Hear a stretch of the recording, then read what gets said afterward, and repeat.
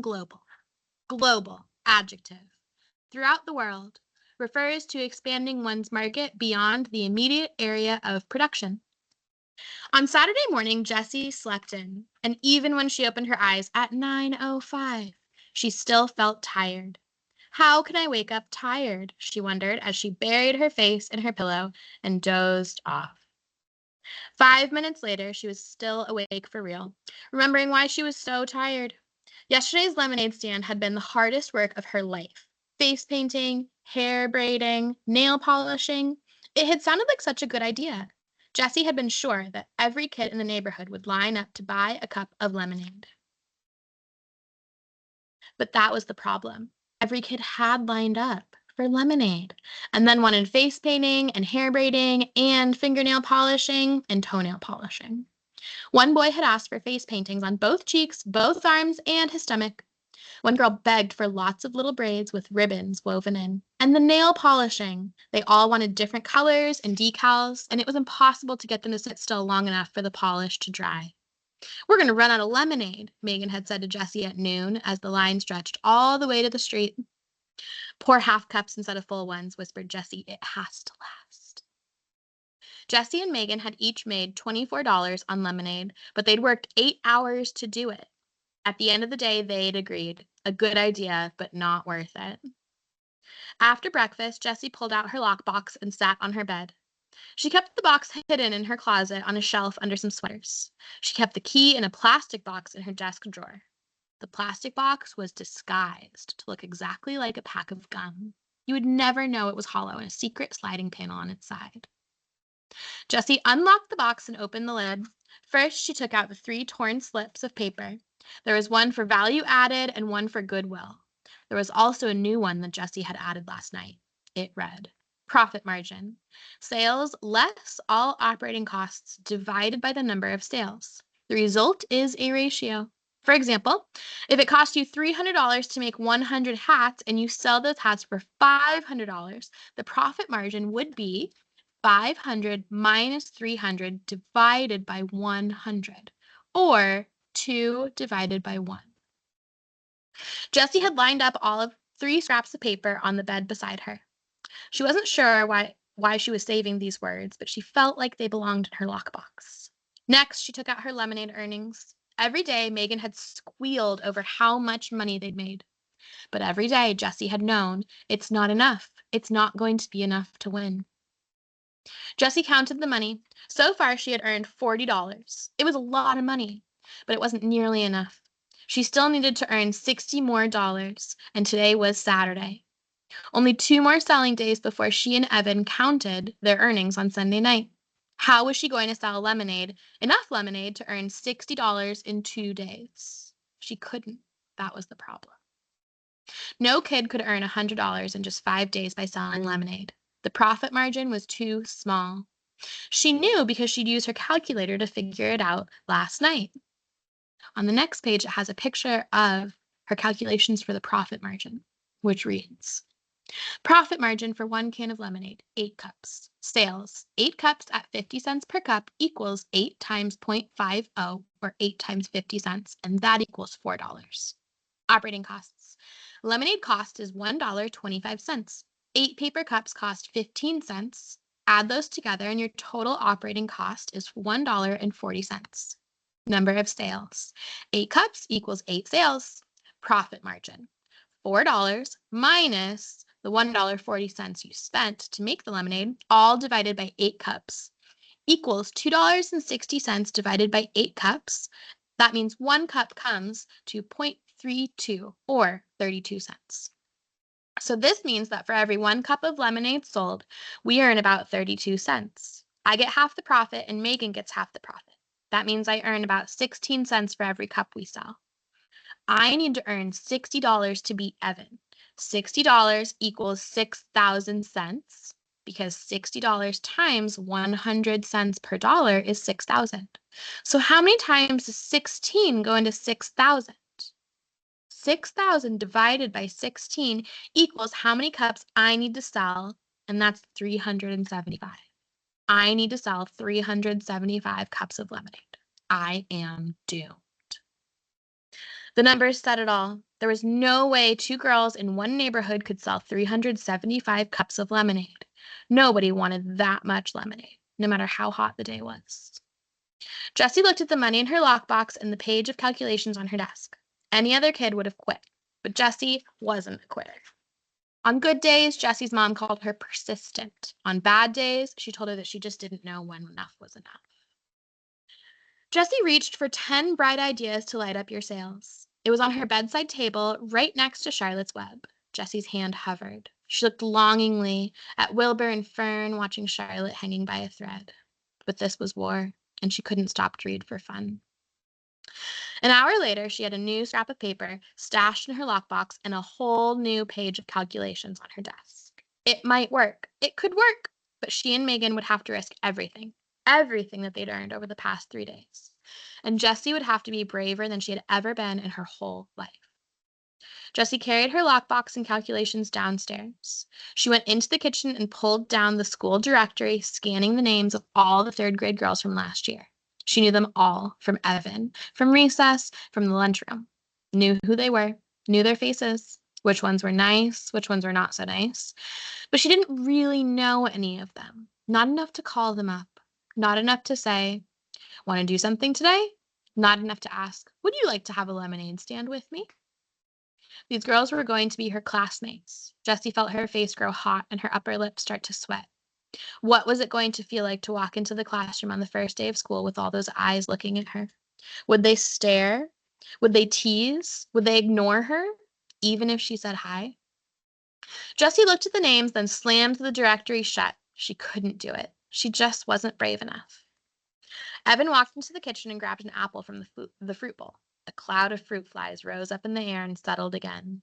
Evan inspected the apple and then bit into it without washing it first. Jessie wanted to say something, but she held her tongue. She looked at him and thought, "It is never going to feel normal, not talking to Evan." "Hey," she said, and Evan raised his apple to her, his mouth too stuffed to talk. "So is Paul coming over today?" she asked. Evan shook his head, munching noisily. "Well, is anyone coming over?" Jessie was curious to see what the enemy was up to today. Yesterday, Evan's smile had told her plenty. He had sold a lot of lemonade. A lot. But what was he going to do today? Evan just shrugged his shoulders. He swallowed so hard it looked like he was choking down an ocean liner. "But you are setting up a stand, right?" asked Jessie. "Nah, I'm good," said Evan, looking closely at his apple. "I'm just going to take it easy today." He took another enormous bite and walked out of the kitchen and down the basement stairs. Take it easy? How could he take it easy? You didn't take it easy when you were in the middle of a war. Unless he had already won the war. Could that be possible? It was impossible. There was no way Evan had earned $100 in just 3 days of selling lemonade. No way. Jessie's mind skittered like one of those long-legged birds on the beach. Had he? Could he? Were her calculations wrong? Was there some other way? Had she overlooked some detail, some trick? Was she missing something? Jessie flipped open the school directory. Maybe he had $100. Maybe he didn't. She couldn't take a chance. She started putting pencil check marks next to the names of the girls that she thought might work out. She'd gone over the list twice when the doorbell rang. It was Megan. "I've got a new idea," said Jessie.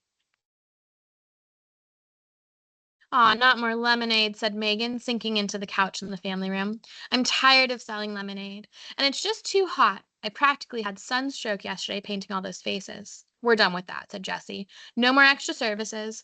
Doesn't pay off. But here's an idea. Forget lemonade. Let's go to the 7-Eleven," said Megan. "Is Evan home? We could all go." "No, he's not home," said Jessie, eyeing the door to the basement. She needed Megan to be on board with her plan. She needed Megan to make the phone calls. "Look, this is great, and we don't need to sell the lemonade." Jessie laid out all of the details.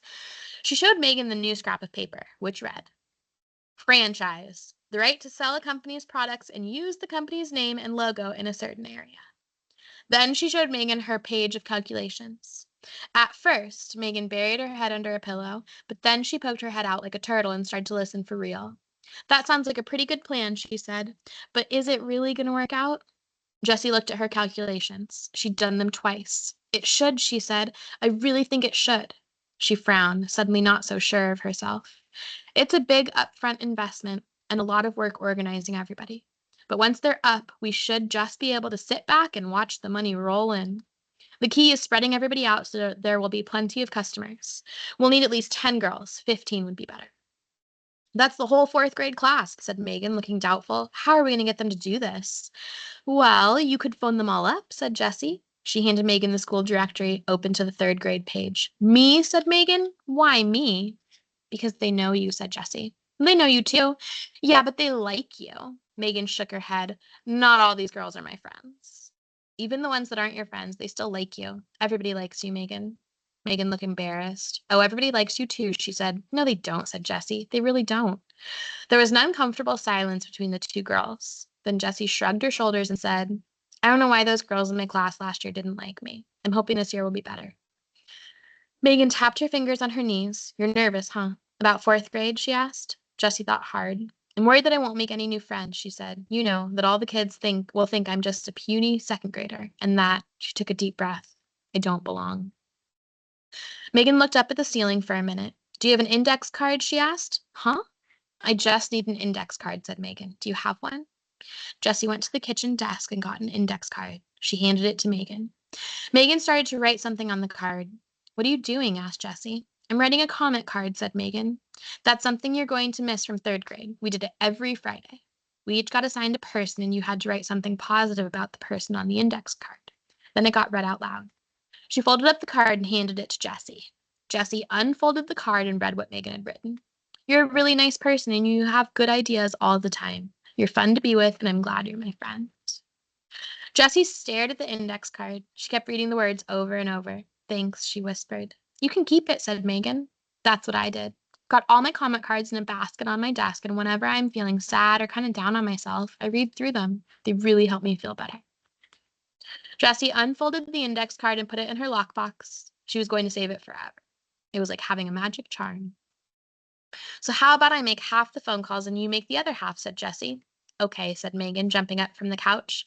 It was surprising how many almost fourth grade girls had absolutely nothing to do 3 days before school started. In less than an hour, Jessie and Megan had 13 lemonade franchises signed up for the day. The rest of the day was work, but it was fun. Jessie and Megan attached the old baby carrier to Megan's bike and then rode to the grocery store and spent every penny of their earnings on lemonade mix. 52 cans. They actually bought out the store. The 4 bags of cans filled the carrier like a boxy baby. They also bought 5 packages of paper cups. When they got back to Megan's house, Jessie tucked the receipt in her lockbox right next to her comment card. Jessie liked receipts. They were precise and complete. A receipt always told the whole story, right down to the very last penny. The receipt from Salisbury Farms reads that they bought 52 cans of Taste Right lemonade mix at $1.25 each. So that's $65 total, plus 5 packages of Pixie paper cups, which were $2.85 each, $14.25. The subtotal before taxes, $79.25. Tax was 75 cents for a grand total of $80, which they paid in cash. Then they tossed construction paper and art supplies into the carrier and started making the rounds. First stop, Sally Knight's house. She was ready for them with a table, chair, and empty pitcher all set up. Jessie mixed the lemonade. Megan quickly made a lemonade for sale, 75 cents a cup sign, and they let Sally to her business. The deal was that Sally got to keep 1/3 of the profits and Jessie and Megan got to keep the rest. After they'd set up all 13 lemonade stands, each with enough mix to make 4 pitchers of lemonade, Jessie and Megan hung out at Megan's house, baking brownies and watching TV. Then they hopped on their bikes again and made the rounds. Jessie and Megan stopped in front of Sally's house first. The lemonade stand was nowhere to be seen.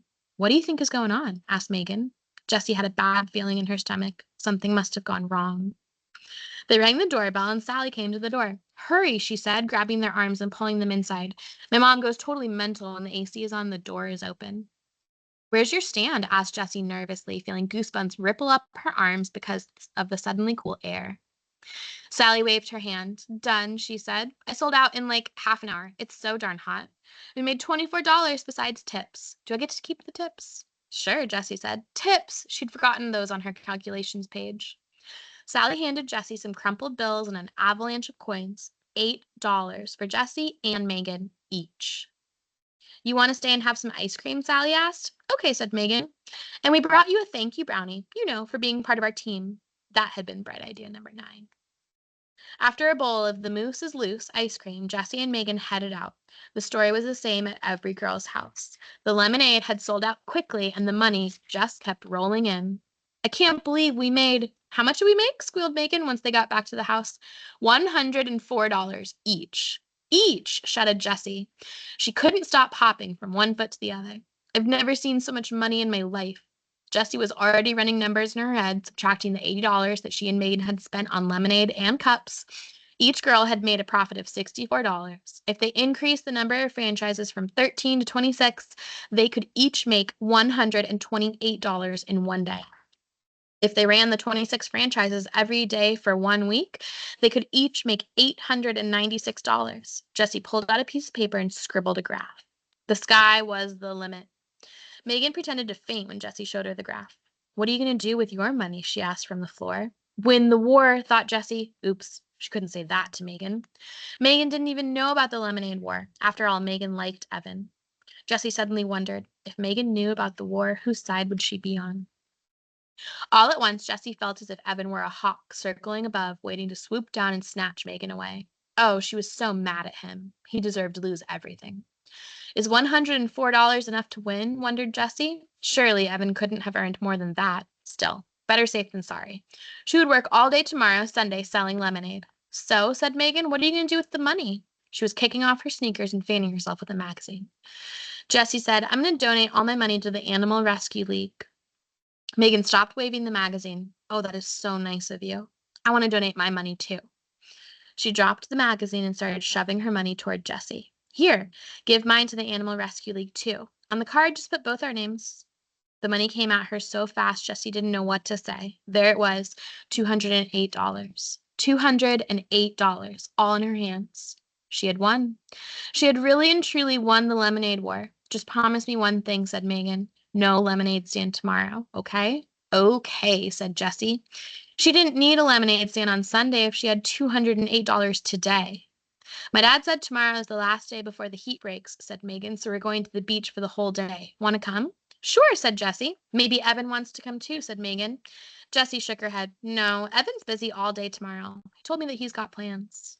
Megan shrugged. Too bad for him. Yep, said Jessie, thinking of all that money. Too bad for him. Wow, I can't wait to hear what happens next. Thanks for hanging with me while I read Chapter 8. See you later, Linwood Lions.